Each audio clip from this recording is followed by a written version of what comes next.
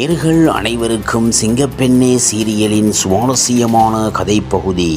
சீரியலில் நடிக்கிற எண்ணமே இல்லை. சிங்கப்பெண்ணே சீரியலில் நடித்து வரும் மின்சார கண்ணா பட நடிகர் KS ரவிக்குமார் இயக்கத்தில் கடந்த 1999ஆம் ஆண்டு வெளிவந்த மின்சார கண்ணா படத்தில் விஜயின் அண்ணனாக கூர்கா வேடத்தில் நடித்த நடிகர் சந்திரகாந்த்.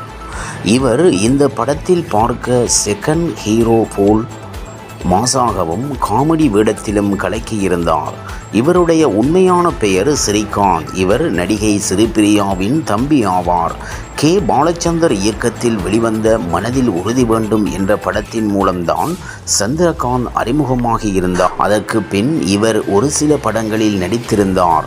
அது மட்டும் இல்லாமல் கனகா நடித்த ஒரு படத்தில் கதாநாயகனாகவும் சந்திரகாந்த் நடித்து இருந்தார். இவர் சுகன்யாவுடன் அன்று கண்ட முகம் என்ற படத்தில் நடித்து இருந்தார். மேலும் இவர் கமல் நடிப்பில் வெளியாகி சூப்பர் ஹிட் கொடுத்த இந்தியன் படத்தில் நெடுமுடி வேணு என்ற கதாபாத்திரத்தில் நடித்திருந்தார். அதற்கு பிறகு இவர் என்ன ஆனார் என்று தெரியவில்லை. தற்போது இவர் சன் டிவியில் ஒளிபரப்பாகி வரும் சிங்கப்பெண்ணே என்ற தொடரில் நடித்து வருகிறார். தன்னுடைய குடும்ப சூழ்நிலைக்காக கிராமத்தில் இருந்து சென்னைக்கு வந்து காமன்ஸில் வேலைக்கு செல்கிறார் ஆனந்தி. இவருடன் சில பெண்களும் வேலை செய்கிறார்கள். அங்கு அவர்கள் தைரியமாக எதிர்கொள்ளும் பிரச்சினைகளை மையமாக வைத்துத்தான் சீரியல் ஒளிபரப்பாகி வருகிறது. சீரியல் ஒளிபரப்பான நாளிலிருந்து தற்போது வரை விறுவிறுப்புக்கு பஞ்சமில்லாமல் சென்று கொண்டிருந்தது.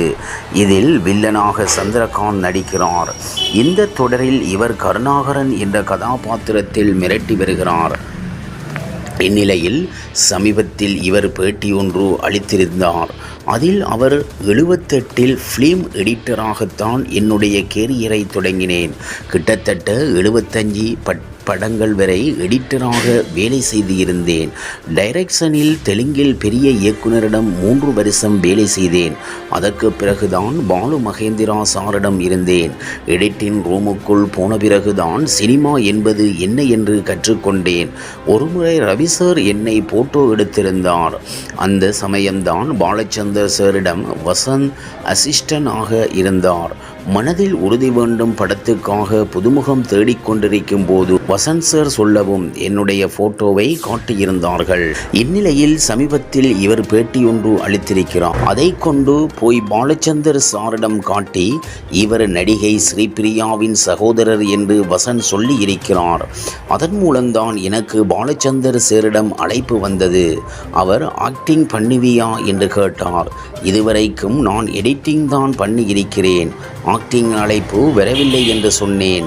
மறுநாள் அவர் நீ நன்றாக பண்ணுவாய் என்ற நம்பிக்கைக்கு எனக்கு இருக்கிறது, நீ நடி என்று எனக்கு தைரியம் கொடுத்தார்.